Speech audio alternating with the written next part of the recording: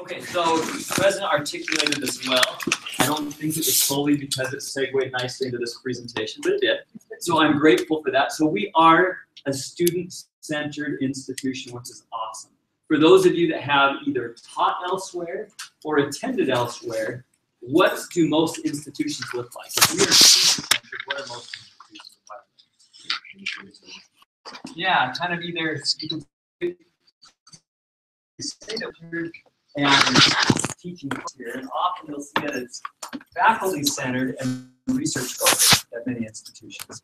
I went to Utah State, liked it, and that's where I got my doctorate, a great place, but that was very much the case. In fact, the President's story, while somewhat humorous, is all too often the case that if you start getting a little too good at teaching as a faculty, they worry that your priorities are all messed up. And we could talk for hours about that, right? But we're grateful that that's not the case here. But goal number one applies to how we contract as well, and that we are student focused. And so goal number one, we have to adapt to student demands. I show you, this is a little snapshot. Nathan here does a lot of our recruiting and also our forecasting. Don't worry too much about the details. I guess more than anything, I want to convey, while forecasting is always an educated guess, it's a lot more in the educated end than the guessing end. We have a pretty good track record. By we, I mean Nate, of doing a good job with looking at historical data, projected growth. There are other variables as well. As you could imagine, you saw the little dip on the graph with BYU enrollments in President's presentation. That kind of threw us for a little bit of a loop with regard to forecasting as missionaries left a few years ago. There's other things as campus hires or doesn't hire and more of those students take online classes, as we open up more international pathway sites. There are a lot of variables that will impact our forecasts. But again, do know that we have algorithms that drive the number of sections.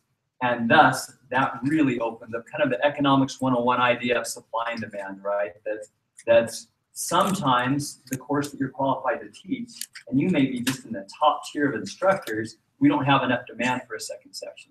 In some cases, it's the other way around. It's a little bit of fortune, good fortune that maybe you're not in the top tier, maybe you're closer to the middle or even towards the bottom quartile, and yet we have unexpected demand in that area, and thus there's a higher likelihood of two sections. Does that make sense a little bit? So I will talk more about, obviously, the better you teach, and better you teach, we have the governing assumption, and the data will back it up, that most of our instructors, their heart's right, and they're good instructors. But clearly, the better that you adhere to the instructor standards, not only does that hopefully help the students out, but increases the likelihood of getting second sections or getting a level 1 contract, etc. I'll talk a little bit more about that later as well. Okay. Any questions? Potentially time at the end. But any questions so far? When you say become a better teacher, is that just instructor standards like they come from the TGL, or do you also use student data for that end of course evaluation? Yes. Great question. We look at all available data. So yeah, we do. So we do look at, and we understand there's a body of literature out there that shows problems with student evaluations only, right? There's teaching group leaders. There are some teaching group leaders that if you're not doing as well as others, you might get a 6.5 evaluation, right? And which means basically everybody's a 6.9 and the struggling instructor is a 6.5. And that can blow up the numbers, whereas other teaching group leaders might give the top instructor a 5.1. So we try to norm that. I mean, that's somewhat problematic as well. We try to look at all of that data. We try to norm it to the best of our ability. Some of you are familiar with the research term, a halo effect. And so if you're teaching classes like I teach marriage, preparing for marriage, they're kind of fun classes. If you're teaching a stats class, bless you, right? They're not as, at least as a student, I never liked those classes. And yet they're very important for the students. And yet my class might receive a higher rating regardless of how effective I am as an instructor, right? And we try to take into account, control those variables as well. Yeah. I just have a question, is that the TGL, they just did away with the numbers, like we were doing numbers. Right. Now it's, it's needs, exceeds, but it doesn't wash out that way when you turn it in. Is that information taken and translated into numbers? Yes. Yeah, it is. So everything that comes in on that side is translated in numbers, and as detailed as it once was before, because I mean, there's really what it is, and everybody, especially when you add in student scores, and add other scores in there, then it differentiates people. So I just have one more question. Yeah. When you're doing that, you know, it's whatever it is, but you put explanation to the instructor. So for example, their instructors to get sell 6s and 7s, they're really not. It's tricky. And so when you make notations, it's factored into how you process. No, so it's only really right now it's TGL scores. So the instructor scoring them does not come by up. About the notations that are made on the TGL. Going through and reading those? Yeah. No. Yeah, they're looked at. There's a lot of things that are examined from Joelle's team, the online instruction team, solely for the purpose, and we have to be so careful here. We all like in 4th Nephi where they talked about there were no ites among them. This is a university where, you guys may not know this, you might, but when they established BYU-Idaho, there's no, now I forget the term, there's no full professor, there's no distinctions amongst the tenure track. I have that here, and so we're not trying to create, except that we don't want to have a dartboard when determining who gets the second section, right? Or who if there's only 6 sections to be given, there's 8 instructors who would get it. And so we try to walk that balance, not create promoting, hey, here's our top tier. But again, we just want you guys to know that it's haphazard in how we select. We don't pretend that it's perfect, but it does make sense. You're hiring 450 new instructors for fall. Correct. Then why is there even tier 3 available to people who are already instructed? It's a wonderful segue question. Can I table that for just a second? Okay. You will not leave this room without that question answered. That's a promise I'm prepared to make. That's a good question. Okay, so yeah, I think that's most everything on this slide. Great question so far. Like this, at least when you originally applied to this, too much longer. We have a new interface that will be more intuitive. This actually works fine if there are 3 full-time faculty positions or 4 administrative positions. But when you see 109 positions, and again, you've seen that, or as you've recommended, teaching online to a friend or whatever, it gets clunky. It was never designed to be 109 positions. So we're soon to have searchable that you can look through either by discipline or just do like a keyword. And so we're probably, we're hoping weeks away from having that go live, which would be nice. Maybe longer, but I guess 40 weeks is still weeks away. But we think it'll be a week or 2. That's our goal. So yeah, that's right. That's what we're hoping. Let's see, anything else to mention here? My subtle peek at the notes. You know, just to kind of give you, like I say, kind of opening the curtains, unveiling the curtains a little bit. What we do, we have a master schedule. In fact, let me back up a little bit. We do these forecasts that I showed you a few slides ago, and we work. We'll work with departments. They may have additional information we're not aware, but we have an initial forecast that leads to our recruiting efforts. We then try to fill what we call our pools, and I won't go into too much detail here. I'll just use a quick analogy. Whatever your local grocery store where you live, obviously there's bread on the shelf, there's cereal on the shelf, but there's a back room, right? So that when the bread runs out, the cereal runs out, they're not losing revenue. So along that same line, that's what we're trying to do here, in that if we're hiring 450 individuals and we wait right now to start advertising for those individuals, recruiting, hiring, it's really challenging. You could ask some of the ladies in the room right now, it's hard enough as it is to hire 450. We really have to find those individuals first. Does that make sense? So that's a big goal of what we're trying to do, is to find first. But we'll then have a schedule. Yeah, Carmen. I just have a question. Yeah. If somebody's applied the system before and did not get in, or is there a chance they could reapply and have the shots? Absolutely, yeah. Okay. In fact, it's probably as good a time as any to explain how that process works. For anybody who's worked, most of us within online operations also have a background in much of what we do is human resources. It's kind of the online end of human resources, obviously with recruiting, hiring, etc. But many of us have spent time elsewhere resources. And one of the things that I think is universally misunderstood, just in virtually every corporation I've ever been associated, is just because you're hiring, you're posting it doesn't necessarily mean that every person who's going to apply will be hired. Does that make sense? And so I get emails, even from my sister-in-law just last week. Rob, you're advertising. We saw your commercial. You're looking for a bunch of applicants. And my friend applied and she didn't get hired. And that doesn't mean that there's misalignment. It's that we want to be able to be appropriately choosy, right? There's going to be some, including those that we're hiring, that just have the skill set to be the facilitators we're looking for. On the other hand, we don't want to swing the pendulum too far the other way, have 25 amazing applicants apply for every one position. And that's where frustrating our brothers and sisters throughout the church. Because if you're hearing what we heard, our ears perk up when the president says 4,000 instructors in a few years, because that means we're busy, right? But 4,000 instructors means also that some that applied a year ago and weren't selected at that time may well be selected this time. And we don't think it's that quality is going to drop. It's just a matter of there's just different seasons. Now, similarly, you guys are all familiar because you've gone through the process, but we have our interview. For those hired more recently, it's actually software now. In fact, how many of you were hired using the HireView software, the interviewing software? Only a couple? I think I applied to that. Okay. Yeah. So if you were hired in the last year, you would have. Otherwise, it would have been a phone call with Heather, with Jen, maybe previously with Brittany, etc. But anyhow, the point is there's people that are screened out during the interview. There's no sense in doing interviews if everybody passes, right? So we're looking for certain things in the interview. You're familiar with the evaluation course that we do. Our best projection to see, does this person have the skill set to be able to facilitate in the online environment?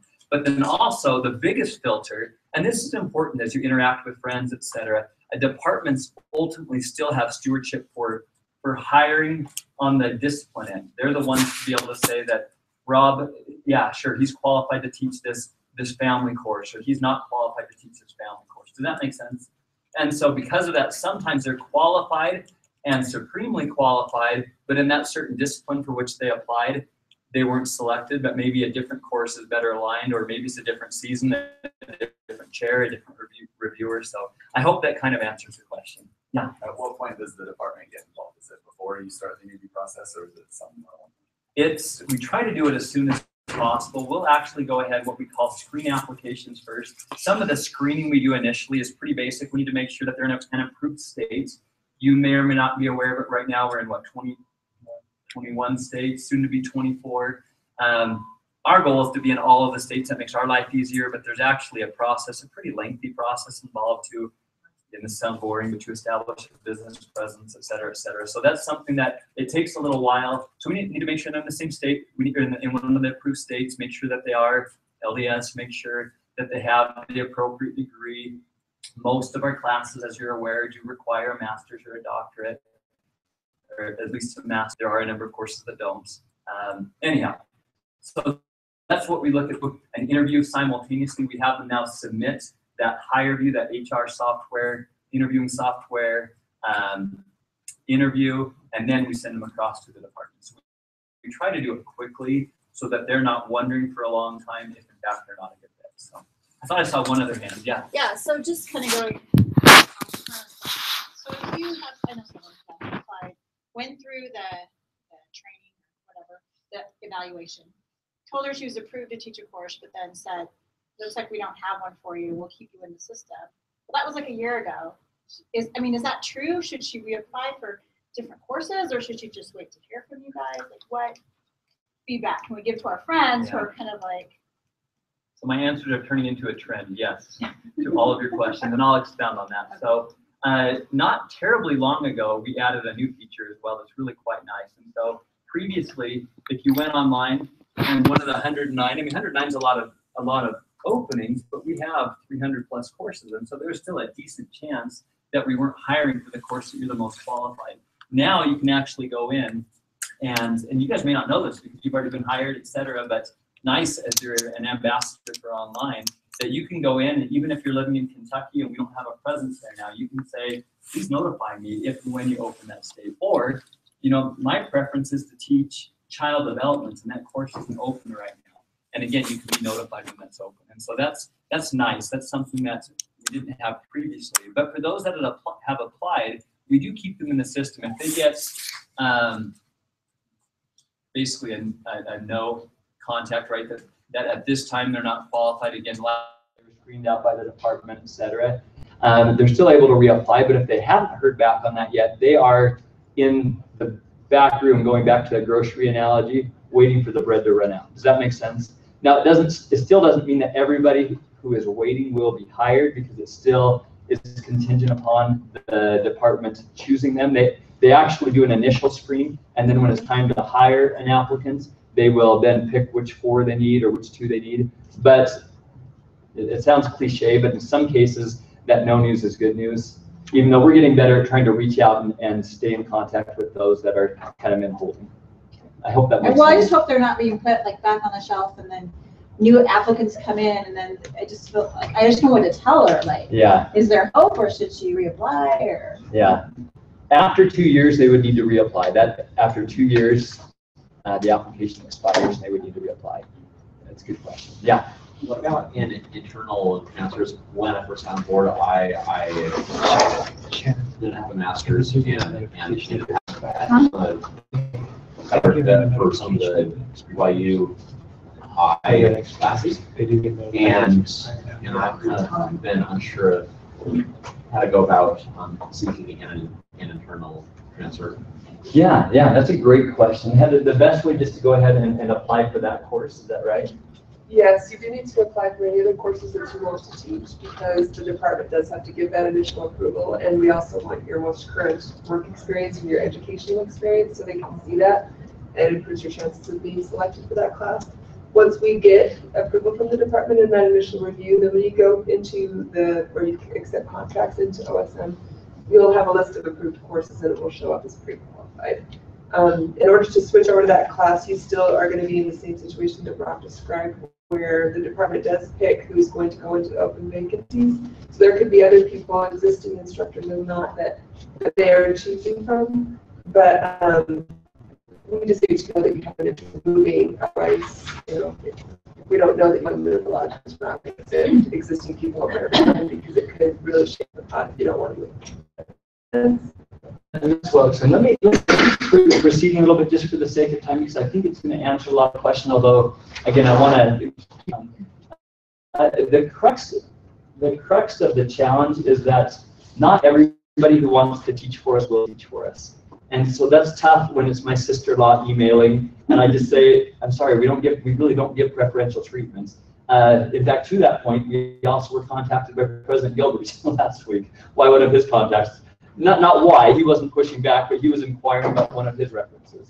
And so we really just run everybody through the same process. And so long as we're going to be hiring today 450 instructors for fall semester, and I'm no mathematician, but if we're going to get to 4,000 instructors here in a couple of years, that number will likely increase.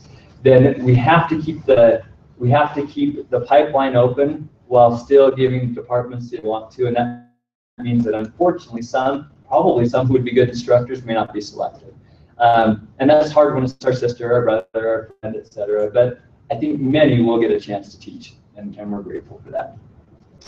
Okay, so again, goal 1 is adapt to student demand. We talked about that. Let me just give a couple of examples drawing from last fall. So, the initial, and this will kind of paint the picture I'll talk about here in a minute, but so our initial forecast, our initial algorithms would suggest that it looks like we're going to have 7 sections. We're close, but we needed 8. So therefore what? I'll talk about that in a minute. Or the other way, this could happen. B225 last time, we were a little bit optimistic with projection. And so then all of a sudden, we thought we were going to have 5, we ended up with 3. And that can happen. That does happen every time, even though we're really quite good. And easy for me to say because it's not me doing it, but we're really quite good on the forecasting end. Again, there's always going to be some variance to what we predicted and what will actually happen. So that kind of sets the stage for, did I go too far? Yeah, okay. I want to talk about this one for a bit. I'm still on the way, aren't I? So if you imagine a little continuum, in order to go back to how do you react, how do you adapt to differences in registration, this is really at the core of a lot of the policy that dictates when we get contracts and how many contracts we would receive. And I'll better explain that in a second. So the most instructor-friendly model would be, hire a few less people and let us all teach to, that question came up, right? Let us all teach multiple sections, and then, morale is high, that's great, maybe even quality is better, instructors that are teaching too. There's an argument to that, there's a logical argument to that. On the other end of the spectrum, and we'll talk about pros and cons of both in a second, on the other end of the spectrum, if everybody only taught one section, we have maximum flexibility at that point. Because going back to the example here, if everybody is doubled up already, again, we have limits. We're not allowed to exceed limits because of Obamacare, and even more stringently, the CES cap is 21 credits per year. And so there's things that we have to watch there. And so if everybody was already maxed out, and when we get into registration and we need an 8th section, or as will happen sometimes, 9th, 10th, or 11th section, we're stuck. Again, remember, because we're student-centric, student-focused, our first priority is student demand. If we max everybody out, we have zero flexibility to adapt once we get into registration. And that means that our forecasting has to be spot on, or it breaks down. Does that make sense? And so that's the danger on the one end. What's the danger on the other end?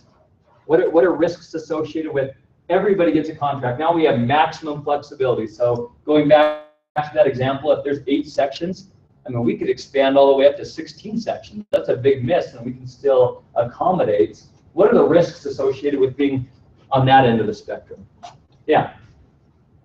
You're going to have to evaluate and maintain and train, and you're going to have more TGLs to be able to facilitate that. Good. So costs can go up. What about morale over here? Yeah. Morale for those, again, right now, admittedly, we can't give 2 sections to everybody. In fact, I don't know how well the message is received, but what we try to mention is expect 1, and then the second one's icing on the cake, right? If we expect 2, then we'll be disappointed frequently if we don't get the 2, but expect 1. But there's also challenges with this, and Heather can attest to this. She and I were hired on about the same time. Her first week, she must have had severe buyer's remorse, because her first task when she was hired here was to contact about 60 instructors and not only cancel a contract, but cancel their only contract. So if everybody has 1 section, what happens in this scenario right here, where we thought there were 3? Does that make sense? Then all of a sudden, we've lost the contract. Now, some of you have experienced cancellations, but what we're trying to do now is, if there's a canceled contract, we're not perfect at this, but we're getting pretty good at it. But if you get a cancellation, it's for a second section, not for your only section. Does that make sense? And so that's our intent. And that, again, still might be disappointing, but a lot better than not getting a chance to teach that semester. Okay, so let me get here then. So what is the solution? So again, this is by us making some initial wrong decisions where we had to cancel a lot of sections. Hopefully inspiration, there's a lot of prayer and thought that goes into this, but this hopefully will explain a little bit of what the goal here is, obviously to serve our students first, but we also care deeply about our instructors. I hope that's conveyed frequently, not just in this conference, but throughout. And so a goal to provide second sections to some instructors while striving to ensure that each interested and qualified instructor receives at least 1. So we kind of touched on that already, but there's a benefit to intentionally striving to have 2 sections. You go back here again, and if you have some individuals that will give 2 sections to, maybe we only have to have 6 instructors or 5 instructors. A few people can pick up second sections, but we haven't pulled that rope so tight that if it went up to a 9th section, we couldn't accommodate. Does that make sense? On the other hand, if we forecasted 5 sections, we wouldn't hire 5 instructors. We'd likely have maybe 3 instructors, And then if all of a sudden, whoops, we only hit 3, then yes, we would have to cancel 2 contracts, but they're 2 second contracts.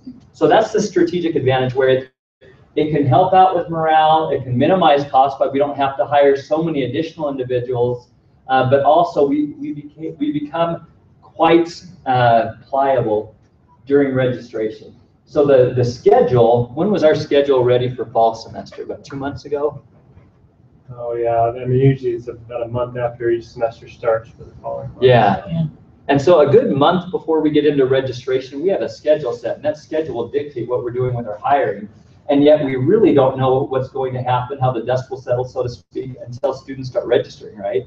We think we know based on historical behavior, but we don't really know. And so this allows us to adapt and to accommodate while still giving as many individuals 2 sections as possible. But our average, we found our sweet spot to be about 1.3 sections per instructor.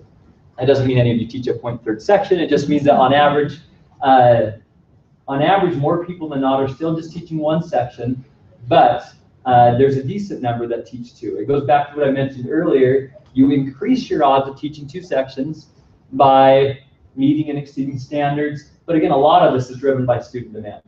And sometimes maybe we underhired in a certain area. So for 1 semester, we need everybody teaching 2, but then we kind of right the ship the next semester, and maybe you're not needed to teach 2 for a semester or 2. Does that make sense a little bit? Again, getting back to this screen, as somebody who enjoys teaching myself, I fully understand the argument here.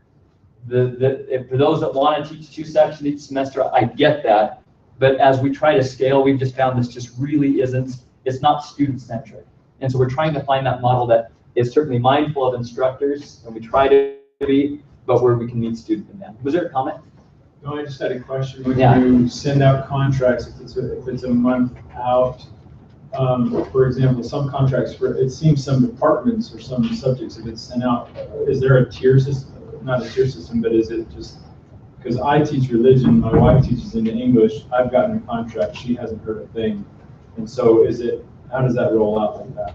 Or is that a decent question? I'm sorry. Yeah, so the new tier system, I don't know, has everybody read that email about the new tier system? Let me get the screen. Yeah, so the new tier system, there's 3 different tiers, and all of the contracts should go out. So I'd like to talk to you afterwards and find out about your wife and what she teaches. But all contracts have gone out, and that's for every section that we have planned for fall semester is sent out in this contract, with the exception of new instructors that are in some sections. And actually with GS 120, that's one of our pathway courses, probably a few of our pathway courses. We've left open some spots, and those intentionally because we really don't know what's going to happen yet. Those pathway courses fluctuate so much.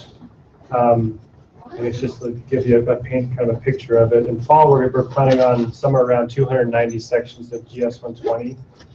And in spring, I think right now, I think we have seven sections. And so you can see this. I mean, the huge differences in section. That goes back to what Rob was saying too, on how we try to hire as few instructors as we can, especially for some of these courses that really have these high peaks and low valleys. And some of our foundations courses are the same. They really kind of follow that same trend.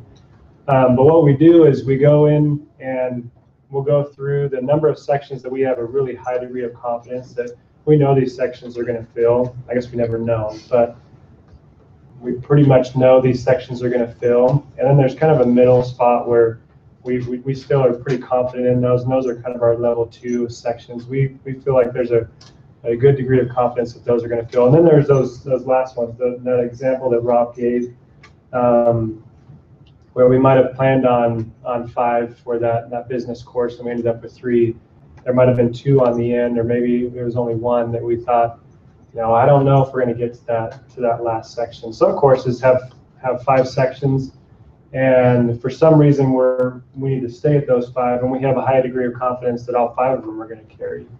Every course is a little bit different, and one of the things that you'll see if you do have a level 2 or a level 3 contract, you can log back in whenever you want, and you'll see, like for instance, if a level 3 contract. If we upgrade it to a level 2, you can see that. If any time you're upgraded to a level 1 contract from a tier 3, then we'll send you an email saying it's a level 1 now. All of them are still contracts. I mean, it's still a contract that you're accepting. There could always be a chance at the end that we have to call, someone that has usually, and hopefully always, that'll be someone that has a level 3 contract that already kind of knows that there's a possibility that could be canceled. But we think this will be, thanks Nate, that's really helpful. We think this will be, and then I'll take questions for the next 5 minutes. Because we may not get to every question, I'll still be around, and I suspect the members of our team, if you have questions afterward, we'd love to. I really don't want you walking out if I've somehow missed some of the questions you have. We want to be able to answer those either as a group in the next 5 minutes or individually. But we really think this is a win-win. So we actually had an external consultant come in previously, as many of you are aware. We would, and this was logical, we just think there's a better way now. We would send out a conservative first wave early, but we'd have to wait till registration before second contracts would go out, or in some cases even first contracts, just depending on the numbers for the course. And so now at least everybody can know, okay, well I've got 2 contracts, or I have 1, but let's say I've got 2. One's a level 1, so I'll count on that. The other's a level 3. The level 3 is still, our forecast suggests that we think we're going to need that, but there's just higher risk of being canceled. In an ideal scenario, when we're canceling contracts, they're second contracts, like I talked about earlier. There may be some cases where we have some courses that are new, it's a 300 level course, whatever the case might be, and we just don't get enough students to carry the course. And so sometimes, unfortunately, we still have to cancel only sections, or as Nate alluded to, we do have, like with those that teach GS 120, there's a ton of sections in fall, fewer in winter, and hardly any in spring. And so in those cases, it's a little bit tougher. But we have about 3 minutes. Again, let's tackle questions in the group, and then we'll stay and answer questions. Yeah. That's my question I asked earlier. Okay, I will as soon as you remind me of it. Okay, so if you're hiring 450 new hires, why do we have level 3 contracts now? Because we have 300 different courses. And so it really is supply and demand, but not at the macro level, but at the micro level. And so in some cases, like in spring, we had to hire, and yet we had 100 some odd GS 120 instructors that weren't being utilized. But those GS 120 instructors weren't approved to teach stats and upper level business and on and on. And so, yeah. Again, do I need, Heather, you kind of alluded to this, but if you wanted, is there a way to get your, how do you say, your ability to teach these other classes so that you have that after you know what I'm saying? I do, and that's a good strategy. So I'll explain really quickly, and I saw some other hands too, but everybody has, you may not know this, is kind of behind the scenes a little bit, but everybody has what we term internally as a primary course. And we do that so that we can ensure that everybody gets contracted for that one section insofar as possible. But the more what we call secondary courses you have, or in other words, other courses that you're also approved to teach, then as maybe one of the secondary courses, registration numbers exceed demand, exceed projection, or as there's not as much demand in your primary course, it does increase the chances. And that's a great point. So yes, obviously meeting standards is going to help us, but also if I'm approved to teach 5 courses rather than 1, that'll also increase the odds. So how do I get approved to teach the other courses? That's by applying for other courses, just going through and applying. Okay. Yep. Okay. That was my question. Your question as well. Yeah. If the department has vocalized to you that you'd be approved to teach other courses, do you still need to apply, or how should you go about that? Presently, yes. In the future, we hope not, but that's kind of a future idea that we're working on. Should we follow it up with an email, say this is the person that I spoke to, or just let you all know? Jen, I want her opinion. Yeah. It depends. A horrible answer, right?